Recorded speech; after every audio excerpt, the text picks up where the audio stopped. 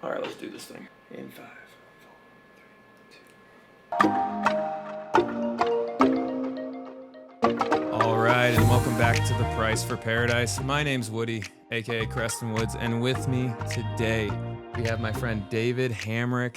He is a veteran. He just did the Marine Corps Marathon. That's right. And he did a little bit of a journey that we want to talk about later. So I'm not going to spoil all the fun yet, but David, thanks for coming on the podcast, brother. Thanks for having me, dude. Happy to be here. Yeah, dude, this guy, I met his mom first, and she's like, "You are just like my son. We have to like put you guys together and like doing all this stuff." And after talking to him and hanging out with him a little bit at the gym, yeah, we're definitely a similar kind of creature, and I definitely needed to put him on the podcast because our conversations, they go that way, like right away, and we just get into the deep, and I don't like small talk, so it's like a podcast every time I go into something. So thanks for coming on the podcast, brother. Yeah, man, it was quite easy to connect with you. Our conversations are always good. And yeah, my mom has been an inspiration to me. She's like what got me into doing Spartan races and all that. So she's a beast. I draw a lot of inspiration from Shout her out Donna. and vice versa. Hell yeah, Donna. Right on. And so tell us a little bit about yourself. Where did this all start? And give us your life story, dude. What's new? All right, so I think we can start with maybe high school. Yeah. Originally from San Diego, moved to Arizona, grew up in northern Arizona, like Prescott area, went to 4 different high schools, graduated from Boulder Creek and Anthem. 4 different high schools? 4 different high schools. How was that like, just like transitioning from each? Was it hard? It was definitely difficult. Yeah, I don't have many friends from high school just because I moved so much or like stay in contact with many of them. So that's a bummer, but yeah, as we go on. 4 different high schools, started playing hockey in high school. Ice hockey, broke my shin in half, so that was probably my first big injury where I was like, I got to start taking care of myself. After high school, I actually got into audio and video, went to the Conservatory of Recording Arts and Sciences in Tempe, and packed up my 97 Camry and moved to Hollywood for 2 years and lived in the driver's seat of my 97 Camry for No 2 way. years trying to make it in the music industry. And then when things started to turn there, that's when my eyes kind of got set on the military. I joined the Navy because of my best friend, Alex Cerna, who was an air rescue swimmer. I saw the camaraderie that he had with his friends and jumping out of helicopters, shooting 50 cals. I was like, that looks like a pretty good life, so Yeah. I'll send that. Did 4 years in the Navy from 2016 to 2020. Got out in peak COVID in March 2020, so it was a pretty rough transition. Decided to go to school because I felt like it was kind of my only option. Went to school for sports science and performance programming. Took a year and a half off to do some international mountaineering, and then I'm about to finish up my master's in strength and conditioning. So that's a Sick. small summary. Yeah. Dude, yeah, you look at his Instagram and he is like the adventure guy. Like it is, you've climbed like every mountain and you've done all the coolest shit I've ever seen. Like That's the goal. Yeah. The tallest mountain in 15 countries, and yeah, trying to add to the list. I find solace in the outdoors and at altitude, and it's like a very spiritual experience for me whenever I'm at the summit. So yeah, I enjoy it. Yeah. And you say spiritual experience, like are you like of a faith, or do you do anything on that side of things too? I was raised Christian, and going back to that faith currently, it's been a journey, strayed far away from it, and I've always all do. Yeah, always been very spiritual and connected to a higher power. With everything that I've gone through in my life, I know someone is watching over me. So we're journeying back, and yeah, just being at the top of the mountain, I've felt like connected to that higher power, and I've like shed a few tears just because of how amazing the experience is. So yeah. And so let's bring it back to like, first off, you went to LA and you tried to live the Hollywood life, right? So like what was your aspirations there, and like tell us a little bit about that journey, like a little bit deeper into that. Yeah, so in high school, I took a bad route and kind of got brainwashed by rap music, and I sold drugs for a while and started going downhill, and I wanted to make it in the music industry. I idolized rappers, I was like, I want to pursue this. You were a rapper? No, I was an audio engineer. You're an audio engineer. I tried to rap, but quickly realized that was not the path for me. So, yeah, I wanted to just be around that environment, I worked at 3 different studios. I worked at Nightbird Recording Studios, which is in the basement of the Sunset Marquis Hotel in West Hollywood. Very prestigious studio started by some like old rock legends. And then I also worked at a hip hop production studio on Hollywood Boulevard. And then like my 9 to 5 was recording and editing audiobooks. So I kind of did it all and had my hand in a bunch of pots, and it was a great experience. I could probably write a book about those 2 years in Hollywood. But it wasn't the life for me, like I found myself wanting to be active and be outdoors, and I'd go to the beach every weekend and just like walk the boardwalk. And that's where like I felt good, and being in the grind of just going from studio to studio, little sleep really wasn't for me. Yeah. A lot of drugs and alcohol, and I didn't want to be surrounded by that for the rest of my life. So I'm glad I quickly realized that that wasn't my path. Yeah, and I've been reading this book lately about this guy I follow. He's an ultra marathoner named Eli Webby. Yeah. And so Mask, his book it's really cool about how he went through the Hollywood life, and it's literally what you're saying, right? And he's like, I get into all the drugs and the parties and the things, and like once you don't have those things there, they're kind of not like for you, and you don't like, climb the ladder unless you're just like faking it till you make it all the way to the top. And like it seemed like an interesting lifestyle, and probably not what everyone expects when they get to LA and they try to follow their dreams that way. Or and some people do expect it, and that's what they're looking for. That's what they're looking right into. That constant high. But yeah, I told myself, like, after reflecting on that experience for a while, I was like, if you didn't have $1 million or 1 million followers, like no one really gave a shit about you.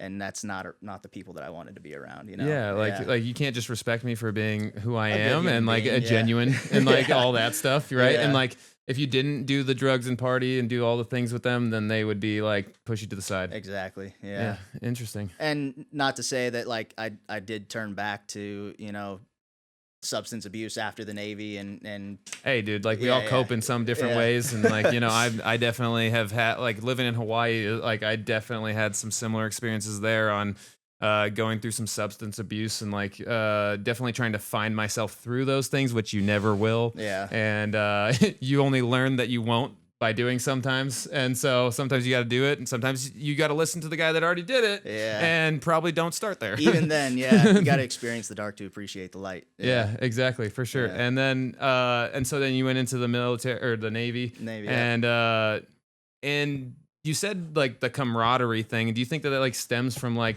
the jumping around in high school and not having that like friend group and that clique and that whole thing? I never thought about that, but yeah, 100%. I could see that. My buddy Alec, the reason why I joined, he like pushed me to join.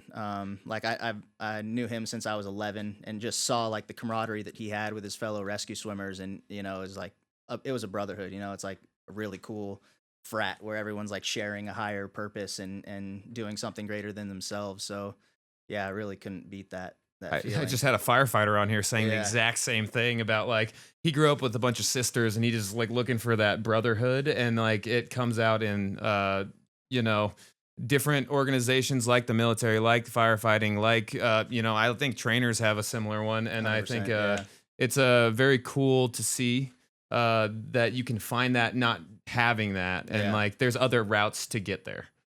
And I think that even after the Navy, I've continued to pursue that.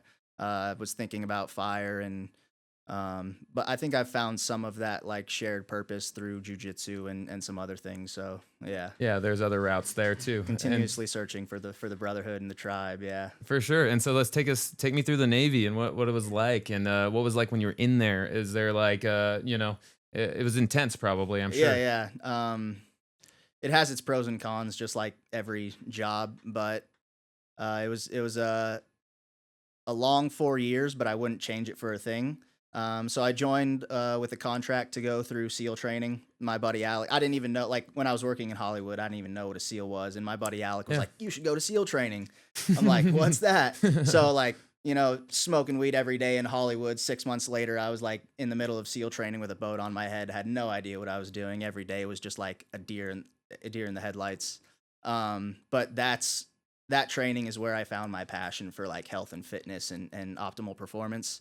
You go through a school called Naval Special Warfare Preparatory School, and essentially you're a paid athlete for 2.5 months. And it sucks if you don't put all in on like your health and your body and everything. So in that school, you train 3 times a day: a run, a swim, and a lift. Each evolution is about an hour and a half, and you're with 180 dudes, doing the same thing. So like yeah, it's a great time. And then you go into SEAL training, and yeah, that's where the suck starts. I made it to Hell Week Monday morning, my first time. We'll come back, but I spent a year, 2.5 years in the fleet after SEAL training, and then went back to SEAL training again and quit again. So, yeah, but SEAL training, great time. That's where I like found my passion for like pursuing or pushing my physical and mental limits, and that's what got me into mountaineering and all that. What broke you? What broke me? Forward thinking. I got in my own head. It was like gray clouds came over my brain, and I couldn't force them out. You know. Yeah. It's something that I still reflect on daily, almost, and Yeah. am coming to terms with. And yeah, it was tough. Yeah. Fascinating. And so, like, can you give me some of the stuff they were putting you through, like some of the hardest parts? So the hardest part is just the day-to-day grind, little sleep, You being kind of pushed just to know those seeing the physical end. and mental limits. Yeah, every single day. But I think maybe like an agreed upon evolution is running with a boat on your head. Yeah. It's The I think- David Goggins carry the boats is Yeah, like, yeah. it's a real thing. It is a You real guys thing. actually have to carry some boats and do some crazy stuff. I think it's maybe 300 to 350 pounds, depending on the gear that's in it. And it's on your head, 6 to 7 guys underneath it. And yeah, it just fucking sucks. I think guys have permanent bald spots from it, neck problems, back problems. And my second class, it was actually that evolution where I suffered a traumatic injury to my hip, which I just had hip surgery on last year. So still fully recovered from that. Like you said, I ran the Marine Corps Dude, you ran the marathon. Marine Corps marathon. I'm Yeah. like, you just had a hip surgery? Less, Wait, less what? than a year post-op, I ran my first marathon, 3:30. I was super happy with it, and obviously happy with the time, but more happy that I came out with 0 hip pain. So, yeah. So after SEAL training, I went to what they call the fleet, big Navy. I spent 2.5 years on a ship where I did a 9-month deployment, almost circumnavigated the world, went to, I don't know, a few different countries. I can name them all if you need me to, but yeah, it was, it's not the military that I expected, you know, like did you I do went any in- of like thing battle wise or like did No, you? no, no. I was gonna say you just no were. combat, just yeah, deployment. Spent 9 months on a ship, saw a lot of water, but I got to experience like a part of the military that I didn't really know was a thing. You know, like I went into the military thinking that everyone had high morals and high standards for themselves, and like. Have you ever been shared around the purpose. military, guys? Wait one second. I was like, Oh, on no. Oahu, I just like have all these bases around me, and I Yeah. see them at the bars, and I'm like, yeah, these are degenerates sometimes, and so it could be, Yeah, it's an so I- interesting eye opener, I'm sure. And it was going from like what I experienced going through SEAL training, and you know the group of guys, they're holding themselves to this standard, and then going to the fleet where that same standard is not held. There's was different levels to it. very depressing. Yeah, it took a toll on my mental health, and not being able to train properly. Like I made do of what I could on the ship, but Yeah. it was rough. So my mental health took a plummet there. I think we can go back a month before deployment. My best friend that pushed me to join the Navy, Alec. A month before deployment, I was with him when he took his own life, and that is where like my depression just was overwhelming, and I went into a Insane. very deep dark place on deployment. And I'm glad to be here today and healed from most of that. So that was a big turn of events, and probably like the event that changed my life for the better, after a couple years. And Well, yeah, you into have the to person I am today. Yeah. deal with it, and we don't always cope properly after Yeah. that, I'm sure. Yeah. And So the month leading up deployment, I was probably drunk every single day and like trying to numb myself. And then I realized how bad that was. And it wasn't solving anything. it wasn't solving anything. And even on deployment, people like bring alcohol onto the ship, or like their only goal when they do hit a port is to go get drunk. And I told myself that like I can't be a part of this, or I'm just going to plummet even further. And you are like the people you're surrounding yourself with. But Yeah. if you're literally stuck with them all the time, Stuck like with them. it's But- like hard to not even be part of it a little bit. Yeah, I think I almost drew motivation from like hatred. I hate to say it, of those type of people. Like I don't want to judge now. Everyone's got their They're own way all of on their life, own but journey. I drew like from the hatred of that culture that like I don't want to be like them. So for the whole deployment, I didn't take a sip of alcohol, and my vice was like sweet treats. I was eating like chocolate chip cookies and fucking pie. So that's how I made it through deployment. And really good friends that were there to support me. Yeah. And so afterwards, I know you do a bunch of programs that are really cool with PTSD vets and like different other avenues for coping and dealing with stuff. And you guys go on adventures. You guys do Yeah. pool swims. You guys do crazy training now too. So each one is a different organization. Oh, okay. Yeah. None of them are really related. You're I'm just a probably like bouncing around yeah, guy. I'm the middleman that likes to share all of these experiences and knowledge because there's so many veterans out there who are struggling and don't know of all of these avenues and opportunities that they have available to them, which is like heartbreaking because they've changed my life for the better. So Yeah. that's like one of my other passions is being a resource to other veterans and like mentoring other veterans who are going through Well, adversity. thanks for being on this hard podcast times. and Yeah, doing that yeah. right now. So hell yeah, I really appreciate that. And it is Men's Mental Health Month right now. So, you Yeah, know, hell this is yeah. a great, you know, topic to go off of for sure. And so you like, can you explain to me some of those different therapies and some of those different avenues that are just much better than drinking? Yeah. So the biggest one I think is under the umbrella of outdoor recreation and using Yeah. nature as therapy. It's been so healing for me. I've gotten to, hike to the Rainbow Bridge in the Navajo Nation. I've got to whitewater raft the Arkansas River in Colorado.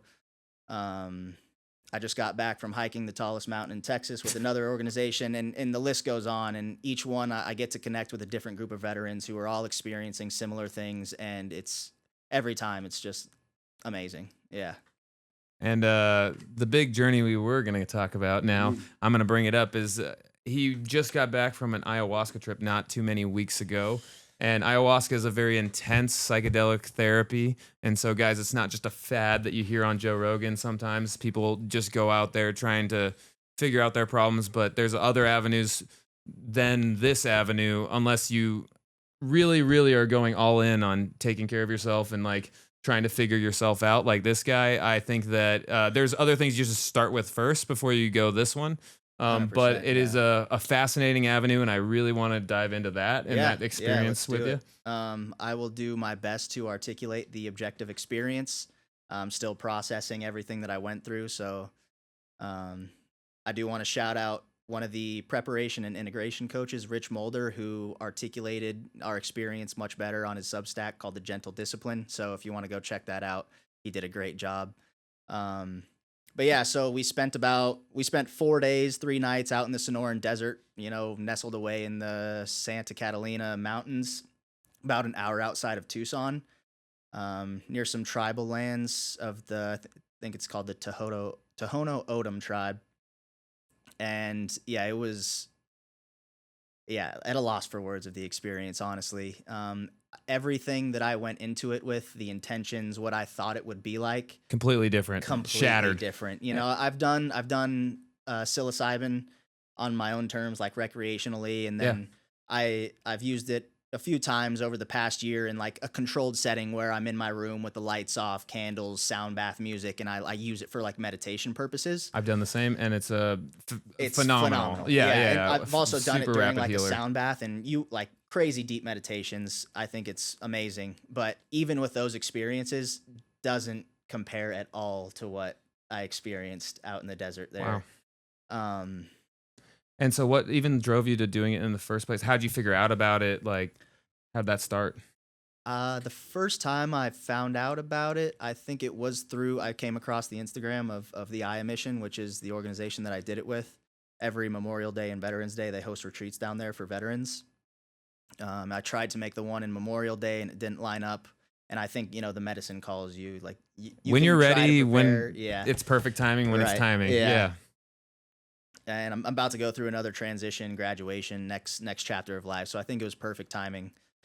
But yeah, dude, it's a proper ceremony. The people that host down there are professionals and they know what they're doing. The lead shaman, Scott, has done over 600 ceremonies and his energy is immaculate. And it was life-changing, to say the least. I think every veteran, everybody should experience it. It's funny because I would say a good amount of the people there have experienced combat, and that is not what came up for any of them. It was all childhood trauma and things from before that. And like I was saying, you go in with intentions, but Mother Ayahuasca will just guide you in whatever direction she wants. So And you say that it's funny. I think that they went into the military and the other things trying to solve those childhood, yeah, traumas, and yeah, like they 100%. got themselves more traumatized to get to this point where they end up having to do an ayahuasca trip to get them out of it. Yeah. So leading up to the ceremony, you follow a diet. It's called the dieta, and no red meat, no. A lot of what I'm used to eating is taken out, so that was rough for. I followed it strictly for about 10 days. They say to do it for about a month just to cleanse the system and the liver so that your liver can properly, metabolize the medicine. Um, Everyone has their own experience, but yeah, it's basically two plants that are mixed together, brewed together, and you take about a shot glass worth for your first dose, and it does its work. Like I didn't know what to. I didn't do my research going into it, so I wasn't sure what to expect. But I thought it would be more than that. What And was the atmosphere? What was it looking like? yeah, so we were in what they call a maloca. It was essentially a big tent, big circle tent. We had about 30 people in there, all on like trifold mats, just circled around, and you start the ceremony at like 11 p.m. midnight. So once the sun goes down, it's you just like talking with everyone and waiting for like 3-4 hours until the ceremony starts. And for the first one, it's like anxiety is coming up. You and just all don't this, even know what's going to you have happen. no idea, and like the anticipation is killing you. But you have a couple people who have done it before, and I don't know if that helps or hurts because they talk about the purge. People are like Throwing puking up and and shitting and like pissing themselves, and you're like, you're telling me people have done this and are willing to come back and experience After it again? doing Like this that? has got to be a cult or something, Yeah, for real. Yeah, and then they start ceremony, and I really felt like it was like a rite of passage. It was a proper ceremony. The music, it's called Icaros. The facilitators, there was probably like 10 to 12 musicians, and the music takes you on your journey. Harmonizing with Yeah, the experience. they feel the energy of the room, and it's amazing. But before ceremony, they pass around some tobacco water. You snort tobacco water to like clean out the sinuses, and then he comes around and he does a tobacco cleanse and just like blowing tobacco smoke over your body. And yeah, and then you start one by one. You go up to the lead shaman and get your dose, and he's like reading your energy and is like, what does this guy need tonight? Like how much of a dose is today? And he's up there, and it looks like science. It's like a little bit of this one, more of this one. He's like really thinking about it, and it's crazy. And then you wait. The first hour is completely silent. People are just like laying on their mats. Some people like walk around outside. You're free to do whatever you want, but the first hour is completely silent, and then they break the silence with this song that's like been stuck in my head since. And then from there, I mean, even in that first hour, people start purging. And It's you're starting like, to just be like, oh wow, shit, we're in it dude." now. Yeah, like here it comes.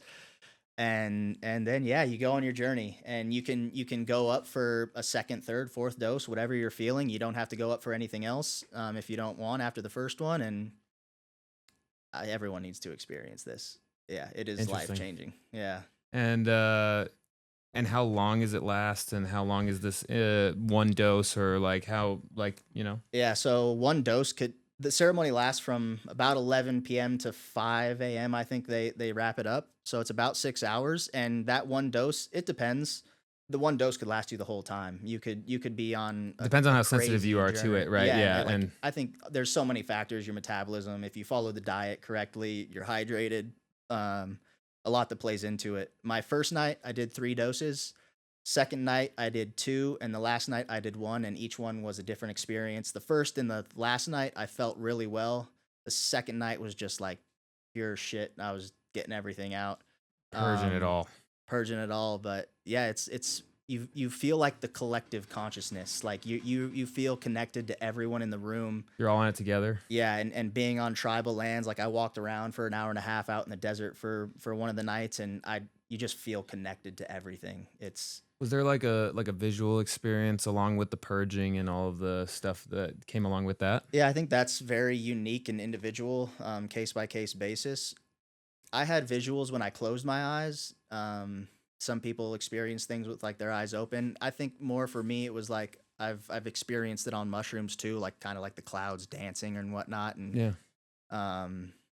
I experienced that, but nothing, no like crazy visuals, I would It say. didn't take you to like a different place, No, but with you, my eyes closed. with your eyes, you're Yeah, with my eyes completely. closed, it's like a kaleidoscope of crazy, yeah. And did it bring up things for you that were like, old or like young age type, Yeah, things or what? 100%. I didn't actually, not too much from the past came up for me. Like I had all these intentions going in around my best friend and the Navy and childhood stuff, and none of that came up. It was very recent stuff, and actually like what I want to do with my life moving forward. So a It was lot of trying to mine was like connect future everything. thinking. Yeah. Yeah, a lot of mine was like futures thinking, and I appreciated that because I've been trying to get some clarity on what to do moving forward. So Because you're trying to just figure out like the next step in life. right, yeah, Yeah. I don't know what I want to be when I grow up. So. And did it help like come to terms after that? Like, so Like I said, I'm like, I don't know, still 10 processing. days post ceremony. Yeah, I know. So This is still very processing. fresh. Some people say that like the clarity doesn't come till like 9 months after, or it whatever. So we'll see what happens. So we'll see Yeah, how life yeah. goes following. So we'll follow this guy later Yeah, on we'll and come see if he back. comes back and see if he's figured it out. And dude, that's crazy. Such an experience. So I'm glad. Thanks for talking about it and like being so open Yeah, to hopefully this. I can Yeah. articulate more in the future of what I went through subjectively. So Yeah, for sure. And then now going forward, what are you thinking about? You said you're getting your master's in exercise science. Yeah, strength and conditioning Strength is and the conditioning, title yeah, of the okay. master's. I'd like to work with the tactical population and go back to the military, help those guys out, or with like a veteran nonprofit and work with vets in some capacity. But open to anything. We'll see. We'll see where it takes me. Yeah. Yeah. And then is there anything that like other than ayahuasca or mushrooms like that did such a big impact on you? Any adventures or journeys like any mountains that, really called to you and like taught you a lot about life? Yeah. I think the biggest lesson I got was on Aconcagua in Argentina. That was 14 days for one mountain, long journey. Oh, But other things that have like helped me get to where I am is meditation and breath work. That's one thing that we've connected let's on. go. Daily breath work, like in any like transition throughout a day, I find myself like doing, physiological sigh or box breathing or something. And There's it's a so easy different to implement. state that you can find and a different way you can manipulate your physiology and take control of your life Yeah. through the breath, right? And the best thing like for breathing is cardio, right? Like, I mean, Yeah. number one, he did like the Marine Corps marathon. And so I definitely think that me chasing a lot of the endurance type stuff has definitely been like me figuring out how to regulate my breath. 100%. And so I talk to me a little bit about your journeys through like endurance and stuff like that. Yeah. I think it started as a way to. I have a very addictive personality, so I think it was like something for me to get addicted to besides drugs and alcohol. Yeah. And it turned into a passion of just like seeing how far I can go. And then I realized that, like doing endurance stuff is also breath work. And so I started to do every single run. I do every single run, only nasal breathing. I did the marathon, only nasal breathing. And I think it keeps you in that aerobic state.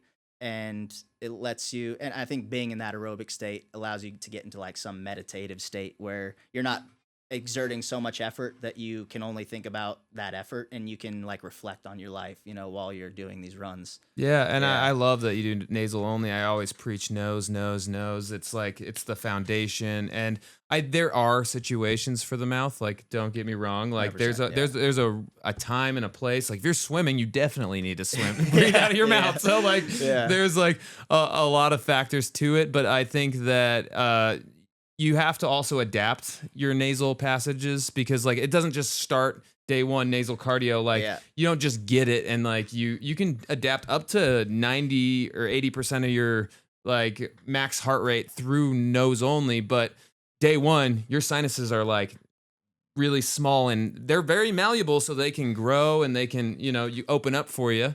But day one, it's not like that. Yeah, just like resistance training, progressive overload. Start with a minute or something, and then go up from there. But some people have really bad sinus problems because they've been so used to breathing out of their mouth. So start small and work up. But I think it's been life changing for me, honestly. Nasal breathing. Yeah, I nasal strip and mouth tape and do all the things. And you even just read that book, Breath by James Nestor, and it talks about like they plugged their nose for 2 weeks and everything went wrong. Like literally, they just like had all the health problems, all the things, and then they unplugged them and then breathed through their nose for 2 weeks and it all reversed. And it's just like such a simple case study, but I mean, you can try it for yourself. I don't recommend it, but you could just learn from that book and realize that it's super important to use your nose. Nose is for breathing, mouth is for eating and talking, and some hard efforts. Yeah.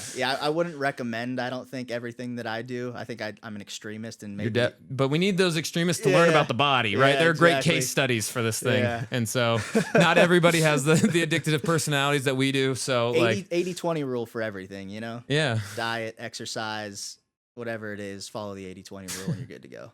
For sure. And how many different mountains have you climbed in different places? Like how many? Like name all the places. You said you have them. All right, we'll start with first one was the tallest mountain in South Africa, and then from South Africa I went to Tanzania, Costa Rica,